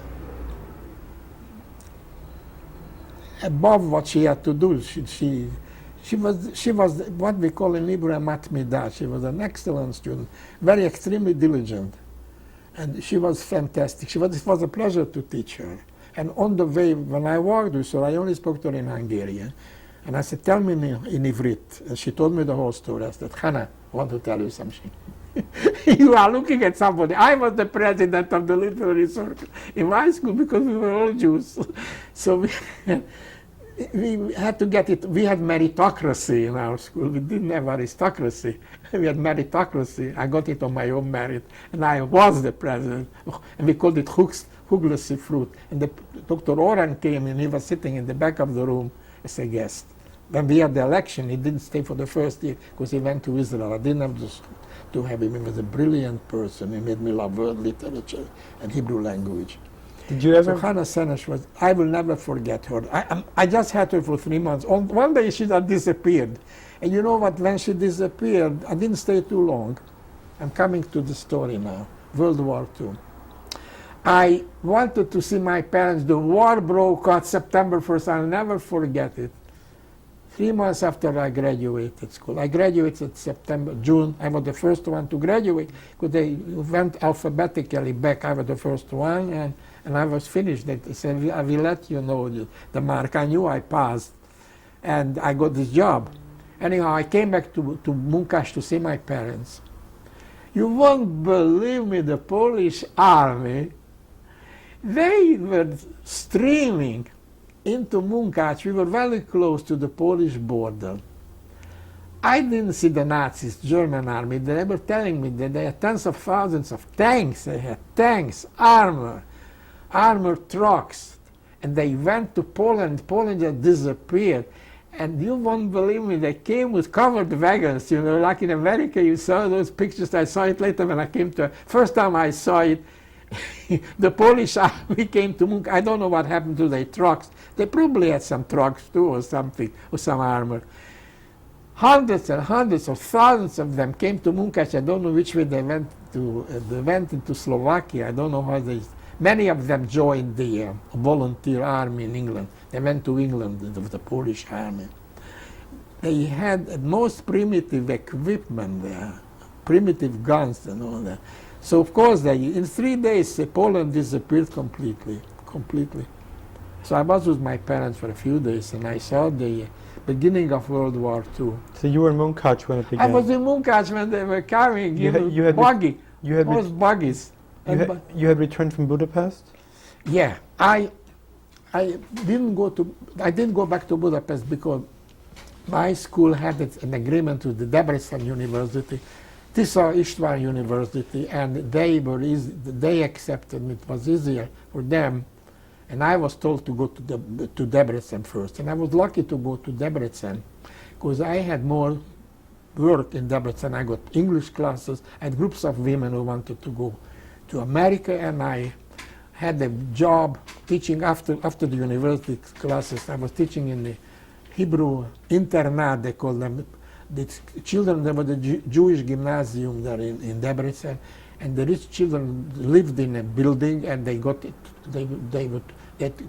tuition, the internat, when they slept there, and I was tutoring English, Hebrew, and Latin. I was language tutor of English, Hebrew, and Latin. They learned a lot of English. Very little Hebrew, very little. I translated the Chumash into Hungarian. For them. This was in Debrecen? Debrecen was at the Jido Gymnasium, Jido Jewish high school. This was before you went back to Munkacs or after? it was Munkacs. I was through with Munkacs. I started to study in the university. So But the university didn't open until October. okay, so you went back from Budapest to Munkacs, Yeah, and the war began. I finished with Budapest because I couldn't go to the Right. university in Budapest. I had tied up with the university Tisza István in Debrecen. So you I were, went to see my parents. and then the war began while you were there. Oh, the war began. Just when I came to Munkacs, the war began. And you were World there. War I started September 1st, and the Polish army disintegrated. The part of the crumbs of the Polish army came through Munkacs. So you were in Munkacs a short time, and then Very short time because I had to go to Debrecen and Okay. try to make some money. I was very lucky. I got this steady job. I got some English classes, women who wanted to go to America, 5, 6 groups of 5, 6. And my biggest income was, listen to this, so there was a gentleman by the name of Mannheim Moore. He was a very rich man. He married a rich woman. They had 3 children. And he had a big ambition. He was teaching English from lingua franca. He didn't know too much English. But he had that system of a Berlitz system. He had Berlitz record, and his students studied from the records. And he had a very big ambition to write a book to learn Hebrew language. Everybody wanted to go to Eretz Israel, and he called the book Hamoreh HaIvri. And every day he wrote down a lesson. He made up a system. He wrote about his family, and he come to eat at post office. He went to the post office. You know, about life, the life of the human being, but around his family. And the book was called Hamoreh HaIvri, and I did the Hebrew writing. He wrote it down to me in Hungarian. I wrote it down in Ivrit. He paid me a lot of money because he wanted it to be in his name. And I also added a part called Ivrit Kehalacha and colloquialism, Hebrew colloquialisms, and all kinds of expressions. 2 volumes. I have 1 volume. Somebody stole the first volume. And he was a gentleman, and he put my name, and thank you, Mr. Beck, that's my Hungarian. Thank you for helping me with the book. I also edited the Hebrew English, the Hungarian Hebrew and Hebrew Hungarian dictionary. I added some new words. So I made a lot of money working on the book and working in the internat in the afternoon and teaching women English in the evening. In the morning, I went to the university. I took classes in linguistics, English. I took English, I took education, philosophy, a lot of philosophy, a lot of education. But where were your lodgings? Oh, a very interesting question. I had a cousin who was married to a Hasid, and I lived there for a few days, and he was very angry at me because he thought I was an Epicurus. I put on the filling every morning, but I was shaving with a blade, a Gillette blade. And he thought I was a Goyish. Jews shouldn't shave with a Gillette blade. I should use a razor. I said, I don't have money for a razor. I'm glad I have money for the blades. I can use the blade 10 times. Anyhow, I lived there for a few days. I had my own apartment. I was a rich man. I made a lot of money. Teaching English was a very good business. Do you remember where? Teaching English, women English. They wanted to come to America. And what happened, the trouble was that I was a good teacher and they loved to learn English, the beautiful language to teach, till I came to the irregular words. That was killing me. Half of the women quit. I couldn't teach them, I would walk, travel, visited. But when it came to the irregular words, some of them quit because they thought the spelling was too complicated, the grammar, they don't have it in Hungarian. So I had 8 women. Was left with 4 women. Some of them stayed. Do you remember where you lived, what your address was? They came to my apartment. What was the address? Do you remember? Oh, I don't remember. I have bad memory for that. I know I lived with my relatives till he got angry. I had to move away. And as a matter of fact, till I found an apartment, I went to one of my students. I left my Gillette blade. I went to their house to shave. It's a very sad story now that you reminded me about it. And after I survived, I came back. I was in Debrecen. I was managing a restaurant. I went out to the railroad station every day. One day I saw one of my students, a young lady, and she was in the slave labor camp, and she started to shave, I guess. She had a long beard. The girl had a long beard because I was in the house, and she learned from me to shave. So she shaved. Once you start to shave, I come back to my life in Debrecen. I had a very good life there, except that I had to go every Saturday to go to the Levant, the pre-military training, like ROTC.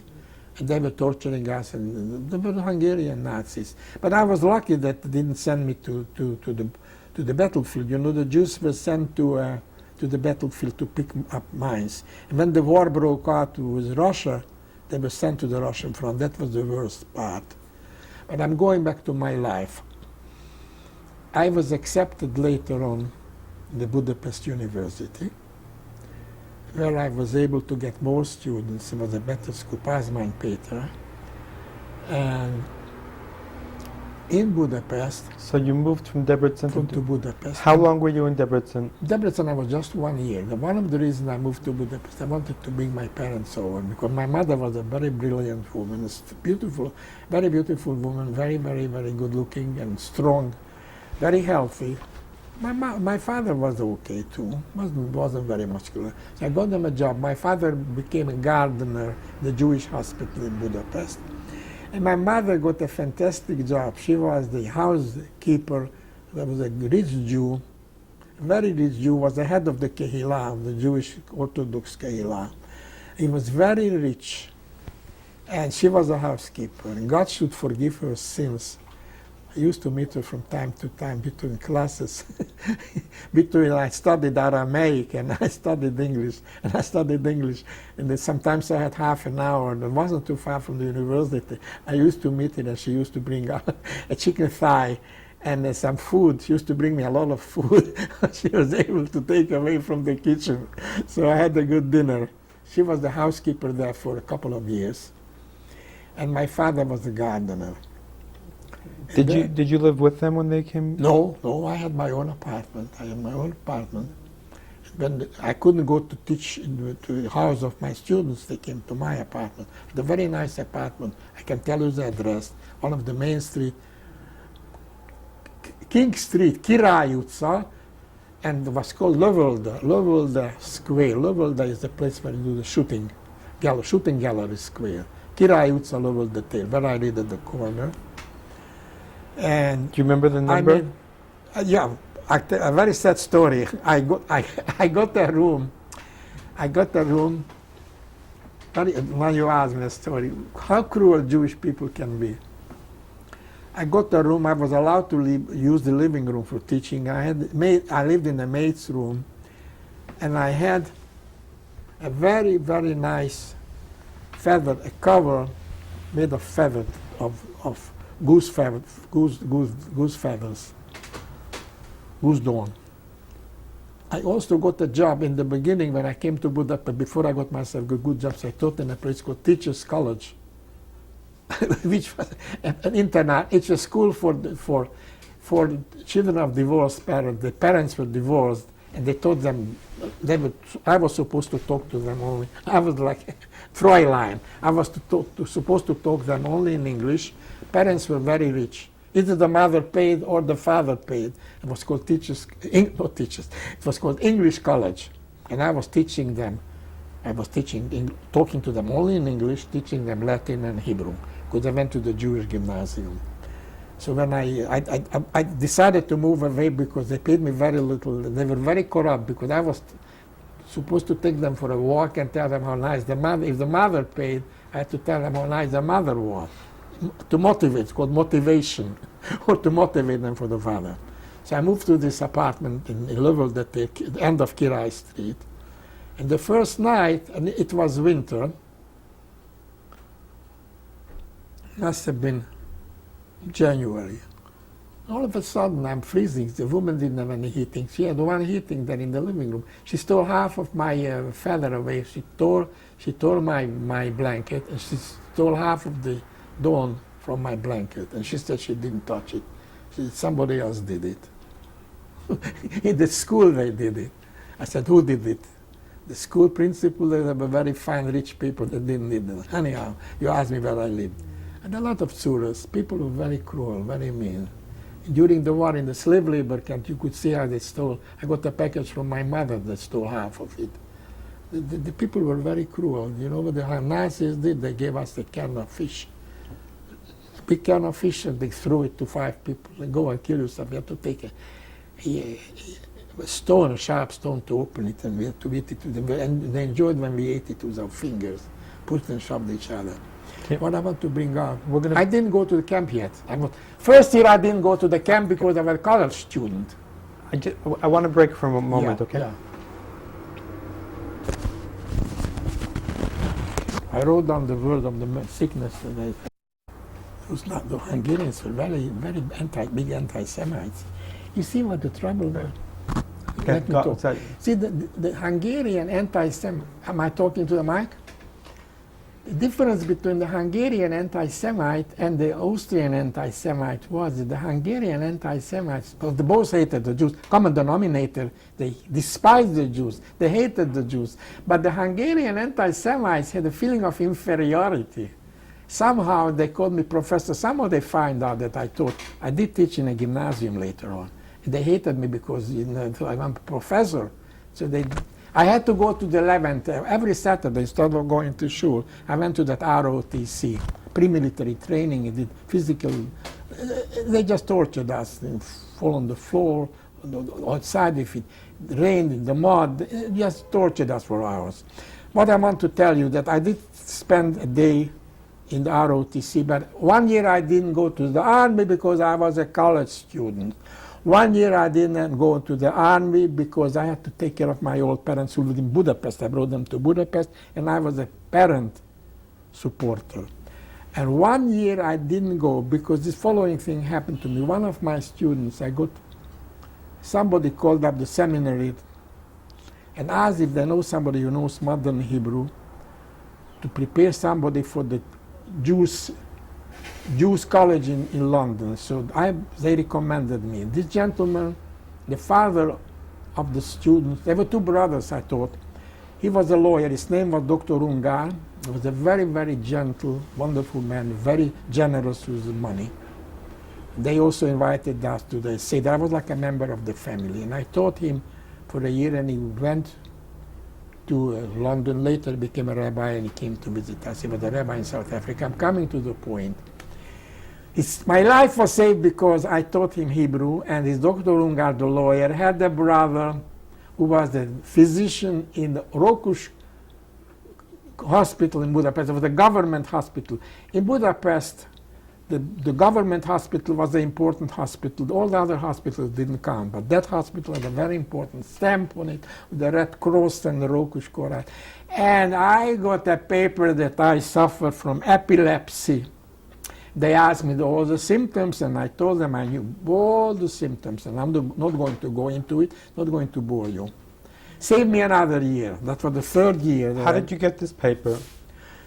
The brother of Dr. Ungar, I taught Dr. Ungar's son. Dr. Ungar was a lawyer. Oh, Ruthie, push the button, please. Dr. Ungar was a lawyer, and his brother was a physician, and he was connected to the city hospital in Budapest. And he wrote me that paper that I suffered from epilepsy. So I went to, I had to go in for the army to stand in line. And I showed them the paper. So I got another year off, 3 years. But after a couple of months, they called me in again. They looked at my papers. They figured this Jewish guy has been off and off and off and off. I go in, I said, I can't serve. I suffer from epilepsy, and I faint. You faint? Can you work for 1 hour? We work 1 hour for the homeland, for Heimland, for our Führer, for our country. Then drop that, you filthy Jew. What the hell? Into the army you go. So, in September, I had to go to a place called Kőszeg. September of what year? Kőszeg was near the Austrian border. September of what year? Of what year? 1943. I had to go to the border in Kőszeg, and we had a lot of Hungarian soldiers taking care of us. They had a lot of bureaucracy. There was a sergeant who was in charge of my group. Luckily, that sergeant was, like many Hungarian soldiers, he was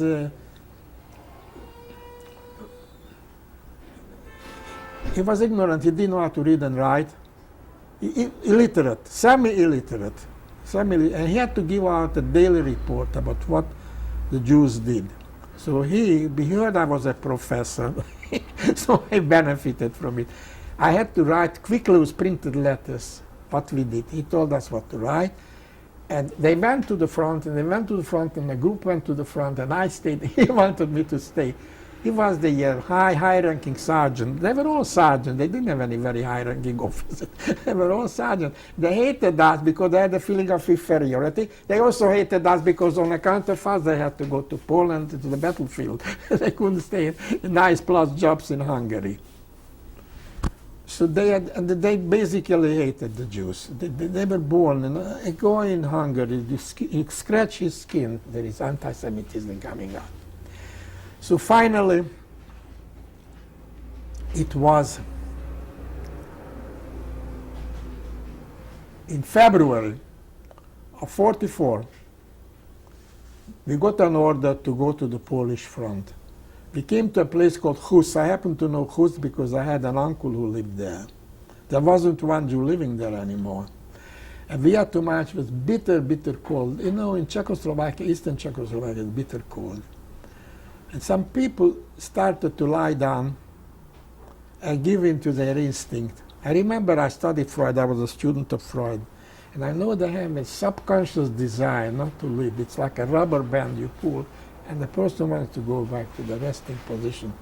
And I pushed them, I ran around, and it kept me alive by pushing them, telling them to get up. I was telling them in Yiddish, the Goyim are going to the sterben, they'll die and we'll survive, we go to Eretz Israel.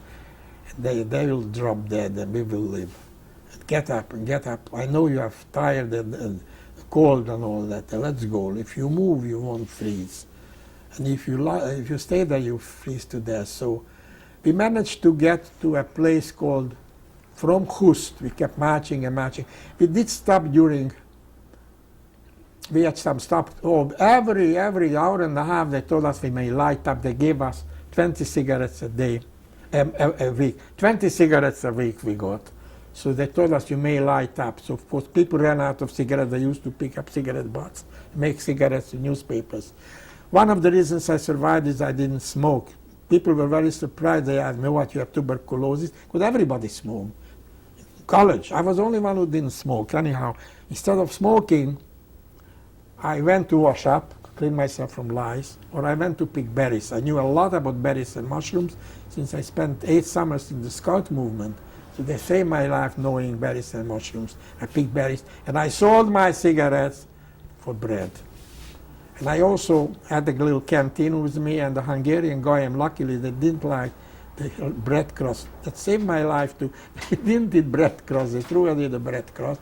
So I didn't collect cigarette butts, which cigarette butts had all the germs. I collected the bread crust and I boiled it in hot water, and I made myself a bread pudding.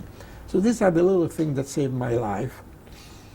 Also, the fact that I had one officer who was sort of kind to me and let me get away. I helped him out with some paperwork and all that. But what happened to us one day? We went to Ludvíkovka Dolina Street, and we were building underground bunkers, underground corridors. We had to cover it with grass. We made squares of grass, like bricks of grass. We covered. Camouflage was called. And the work wasn't so tough because the soil wasn't too hard. But the tough part was, for instance, we had to cross over the brook, running water. The brook was running, and I know if I look down, I get dizzy and I fall down and I'll die. And I remember Rabbi Nachman Bratslav said, the whole world is at a narrow bridge, and the whole world is a narrow bridge. The main thing is not to be afraid. And I kept repeating, the main thing is not to be the main thing is not to be afraid. I kept repeating what Rabbi Nachman Bratslav said. So all these little things that I learned held my life. I survived crossing that brook. I didn't cross alone because we were carrying a heavy log. We were walking through a log, the narrow log. The log was very narrow. Everything was narrow. They had those trees there, the pine trees. And we were carrying a chopped off pine tree, a log on our back, because we were building We were building all kinds of buildings there for the army, subterranean buildings. And towers, we were building towers for observation. Anyhow, what I want to bring out, I survived thanks to my knowledge. Now, my knowledge also killed me because the soldiers' army, we were 6 people in a group. They asked me, we had a lot of shovels, we needed a pick, is that the word? Sharp instrument. So I did something very stupid. You don't have a confrontation, you don't look a sergeant in his eye. And I told him, saluted to him, and very humbly, I ask you permission to get very humbly, private so-and-so. I want to have a job with a lot of rocks there. Did you open it? Did you stand there? Did you get it? I did we have a lot of rocks. And I made a mistake. I said, we cannot finish it unless we get a key. He said, what? You cannot finish it? You're a saboteur, a communist. And I want you to come in at 12 o'clock sharp. I want you to come in there into the barn, and you will be tied up. I didn't know what he meant. So before we even had lunch, there were 3 other soldiers, and there were beams on the ceiling, there were beams, and he tied me up with my wrists, my both wrists to the beam. We were standing on a chair. He kicked the chair out under me, and I was tied up to the beam for an hour. 1 hour, everything is relative. It seemed to me like my whole lifetime, and I kept thinking about my mother, and my father, and my brother and sister were in Israel. I hope that my father and mother are alive in Budapest because I left them in the ghetto. And it felt like an eternity. And when I came down, my hands felt like an empty sleeve. It felt like I had an empty sleeve, no life, lifeless arms. Did I say legs? My arms. No, arms. You said arms. My arms felt like lifeless sleeves, and my legs also were I had a tremendous pain in my knees. Till today, right now, I have it. I have a small ankle. Anything that happened to me later on, years and years later, now I'm 80 plus 86. I think it reflects on my life. So I went through this, but I survived. Two of the boys fainted. I didn't faint. Where was this? This was near a place called Dolina in Poland. It was Poland. We were not far away from the Russians. The Russians were coming. They came very fast. The Russian army was victorious. They were coming very fast. But the Nazi Germans were pushing the Hungarians to delay the advance of the Russian army. We also heard some Jewish partisans in the forest, but we were afraid to run away, because I knew if I ran away, there were Polish peasants that would catch me and give me to the German Nazis, and they would give 100,000 zloty for me. 100,000 zloty is like 10 cents. They had an inflation. While you were in Poland, did you? I wouldn't run away in Poland. Did you see? They hated the Jews. Did you see any Jews in Poland? Oh no, there were no Jews in Poland. You must be kidding. They were all, by the time I was, they were all dead. There were no Jews in Poland. Did you know where they'd gone, that they'd been killed? Somebody was whispering to us that they were killed in Auschwitz. I already found out. You knew about Auschwitz? I already knew that if I don't go to Auschwitz, they will liquidate us somewhere else. If they don't have time to take us to Auschwitz, it was too far away, they'll take us to another place. But you had heard about concentration camps? Yeah, I heard. Yeah, they were whispering about it. They were even whispering. The Jewish partisans in the forest were yelling in Yiddish that we should run over to I was afraid because the Poles were catching us. There were a lot of Poles in between us. That there was a second front already in Germany. That the Americans came. The Germans had to fight in a second. The Germans had to fight as a second front in Europe. Germany is falling, is crumbling because there was a second front. The Allies are in Europe. We knew all this. We didn't have a radio, but the partisans used to yell to us, Jewish partisans. And they told us, he said, we know you are Zionists and don't work for the Mashiach. Nicht the Teute Mashiach, the Reuter Mashiach. You should work for the nicht der Teute. Communist Jews in Munkac also said, we believe in the Mashiach. Nicht der Teute Mashiach, the Reute Mashiach. I had a professor also, I'll come to him, who to believe that socialism will be the solution. Anyhow, I decided that I'm not taking very big risks. I'll take a risk and time comes. We were not far away from the Russians, and I'll wait till we get very close. We ran out of food already. Every morning, it was already October. Every morning we lined up to have breakfast. The Goyim had horse meat. They always managed to get a horse or an animal. They made themselves a nice meal with meat. And we got some vegetarians, some vegetables, or for breakfast we had tea. The tea, what was tea? Made something, tasted very much like tea from eggshells.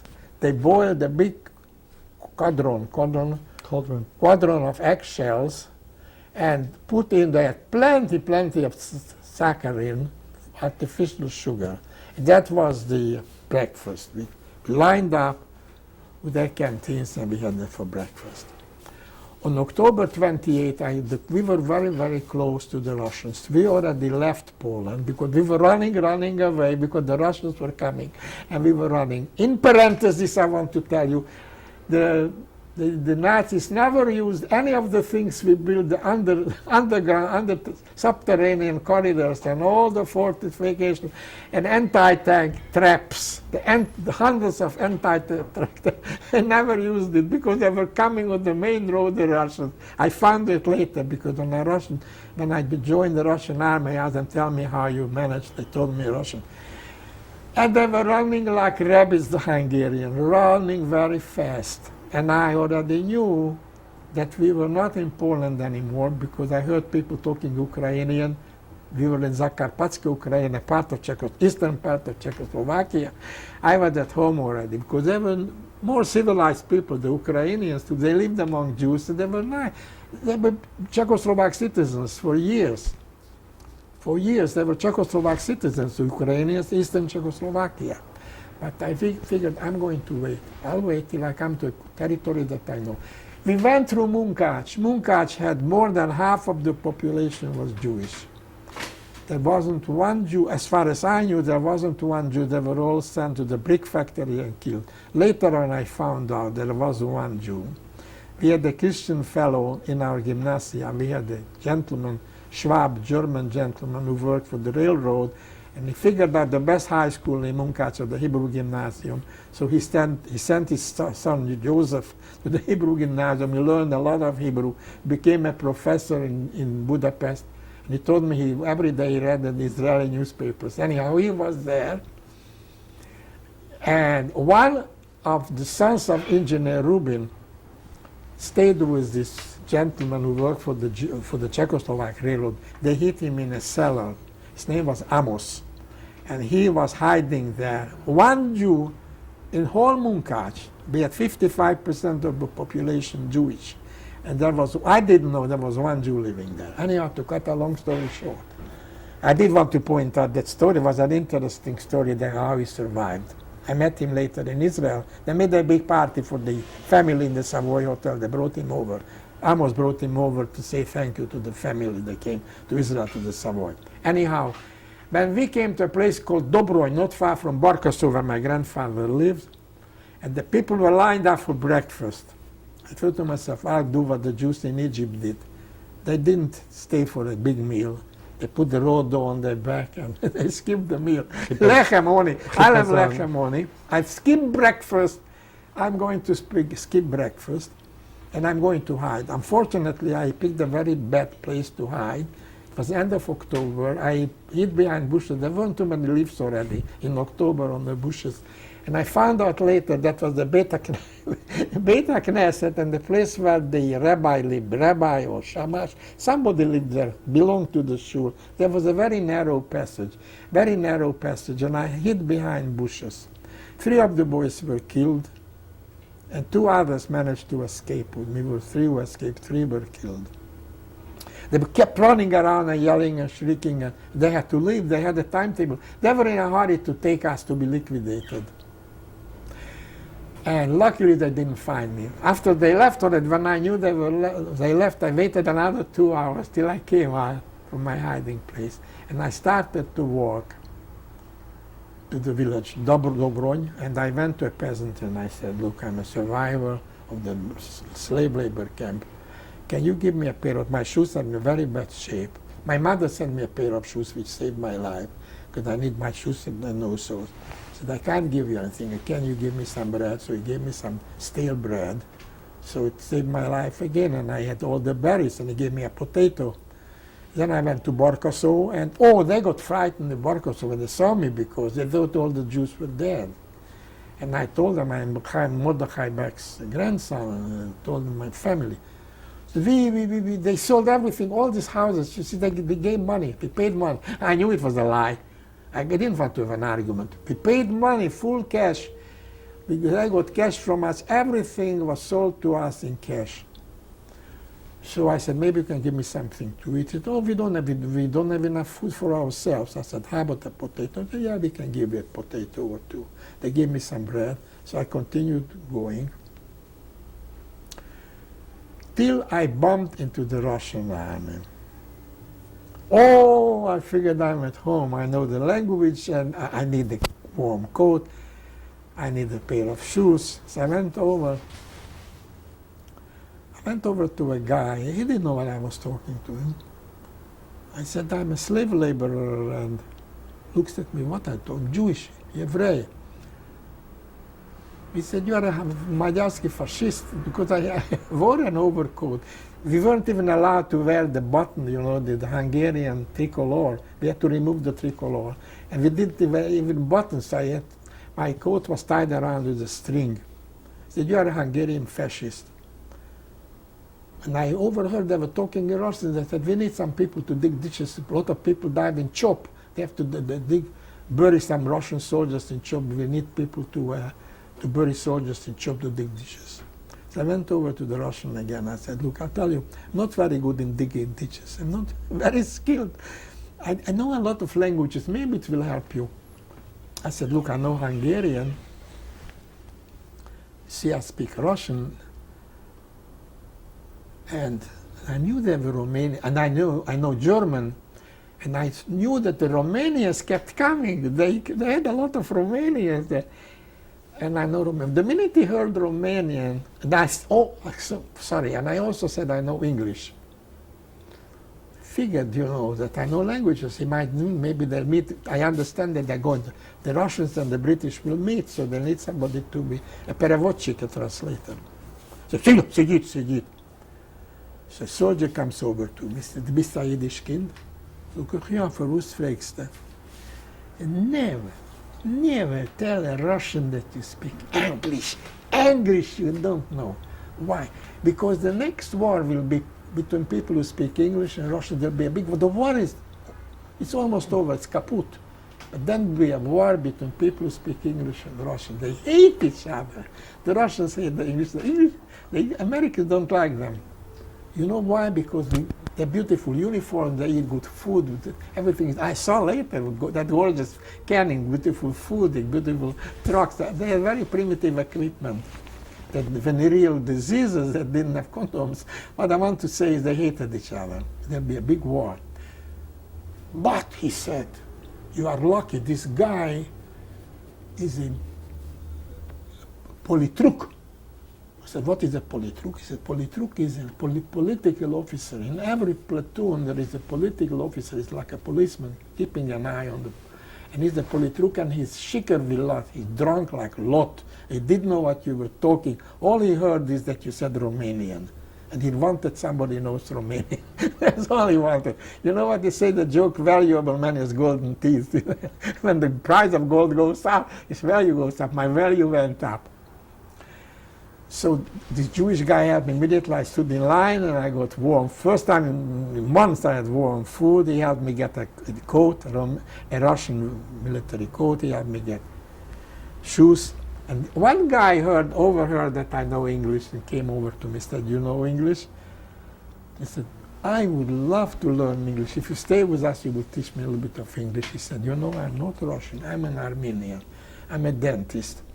and I'll help you. Maybe you need a little help with your teeth. I said, sure, my teeth haven't been cleaned for a long time, so he cleaned my teeth. And he became my best friend, the Armenian. Because Jews and Armenians, I read the 40 Days of Musa Dag in Hebrew. I knew something about the Armenians. I told him about the Armenians. He was very, very thrilled that I knew Musa Dag. Anyhow. Do you remember his name? No, I don't remember his name, but I told him about Musa Dag. I read the book in Hebrew. And we became good friends. He cleaned my teeth. He was a good friend of mine. He helped me with food, and extra. My uniform was lousy, it didn't fit me, got me something better. We became good friends. Unfortunately, I know his name ended with Ian. His name ended with Ian, but I forgot. I should have written down. I did remember the name of one of the scouts, somebody from our scout group. He was a Christian gentleman. He was a young fellow my age. He came to Munkac every summer, and he knew a lot of Ivrit, knew all the songs. Why he was important in my life? Because my brother was supposed to join the Czechoslovak army. He ran away. He was in the Poila Mizrahi, and he was waiting for his certificate. So he went to Budapest till he got his papers from the Poila Mizrahi. He got regular papers. And I told him, before you go to Budapest, go up and look up the Szikszai Edomér. You will find his name, and I knew his address that time. I knew his address. Tell him that you are Beck is Naftali Beck's brother, and he helped him get a job because we are so good friends, and he was in Budapest. So it's good to know names. I knew his name, and he had my brother in Budapest. This is some little part of my story, because that time people went to the Hakshara. My sister went to Israel with the Hakshara, with the certificate. So that's a regular aliyah, because they got 5,000 permits. The Sochnut, the British, the mandate government gave the Sochnut 5,000 what they call certificatim. That means certificates of Rishonot Aliyah, permission to make Aliyah. It's called Rishonot Aliyah. So they went, my sister went to the gentleman. My father had to pay money for the boat for him. They went to the regular boat. And my brother also, they didn't go with Aliyah Beit. Then we had Aliyah Beit, and I went to the Aliyah Gimel. I'll tell you the story, it's a very unusual story, how I went to Israel. So at this point when you joined up with the Russian army, when was this? Yeah, I'll tell you exactly. I escaped, I'm glad you asked me, October 28, 44. And the Russian army I joined around the beginning of November. It was already very cold. I really needed that coat, because my coat was very, very thin. But wearing that coat all the time was on me. I was afraid they'd steal it, so I had to sleep in it. And I was able to get a good shower and bath and all that, and medical treatment and dental treatment from the Armenian. So whatever you know, whatever you learn helps you in life. Books you read, little things of knowledge helps you survive. That's what I believe in. When I was teaching in the Teachers Institute, told him, I'm going to teach you literature. I said, it's a big ocean. I'm not very familiar with it, but let's dip our toes in it. Let's get, I know the beginning, I know part of the ocean. And it's very important. It might help you in your life. Anyhow, it saved my life. And the Russians, well, I got good food from them. And I did a lot of work for them because I was an interpreter. And a lot of the Romanians, I found out from the other, they were telling jokes, they were revealing Sodot Melachet, they were telling, you know, this guy is a big fascist, he's the anti-Semite. You are Jewish? You see this guy? He belonged to the Kuzavoda party, he's an anti-Semite. So I told the Russians that this guy is a fascist. He's a fascist, a Romanian fascist, and I want you to put him to prison. I don't want him to be around here. He will go back to Romania and will be not nice to the human beings. You know, I said, I know the Russian constitution doesn't permit, you have to be nice to all the citizens. The Russian constitution tells you you're not allowed to hate one group against the others. You put them in prison. I put a lot of Romanians in prison. I put a lot of Hungarians in prison. I found out one round they got all kinds of extra food, for food and clothing. And I had a couple of American dollars already by that time, and I managed to get rid of a lot of Nazis, a lot of Hungarians. There were a lot of anti-Semites there. They tried to get mixed in with the population, become farmers again. put in the civilian clothes. Those who were able, some of them couldn't even get civilian clothing. How long were you at the So Russian? I stayed with them. We kept going and going and going till we got to Debrecen. In Debrecen, I remember the sentence from the Bible, Vayivrach Yaakov, and Jacob ran away. That's where I got mixed up with the population. I knew Debrecen very well. I lived in Debrecen. I met Mannheim Moore, who survived. Unfortunately, his wife and his children. Only house that was destroyed in Debrecen, the Americans came and destroyed some refineries near Debrecen that were destroyed. One pilot verblunget and he destroyed the house. His wife and 3 children who were in Debrecen, they didn't send them to Auschwitz because he had the Medal of Honor of the Hungarian army. It's Mannheim Moore. He was a high-ranking officer of World War I. So his family was in Debrecen, and a bomb fell on their house and they were killed. So Mannheim was there. He helped me, introduced me to a Christian gentleman. I got myself a real plushy job. First of all, I got myself some nice civilian clothing. I got rid of the Russian uniform. He gave me a following job. He rented the big place across the street from the National Theater, Chokonai Theater in Debrecen. He rented the big place, a big restaurant which was empty. He wants to open a restaurant. He said, in order to have a restaurant, I have to have food. And you are going to get food for me. You know Russian, and you know, you go to the villages and you get black market food for me. So I mainly got it from the Russian army. So they were very corrupt, the Russians. And for American dollars, or chassis, that was the big thing with the Russians. They were crazy about chassis. And for watches or rings or American dollars, because we didn't have enough. They sold us a lot of food. So we had opened the restaurant, and I wrote down the menu in Russian, what we have. I was the manager. Now I'm coming to a very interesting part of my life, in the restaurant. Before we do that, we're going to take a short break. Yeah. I met my father and mother.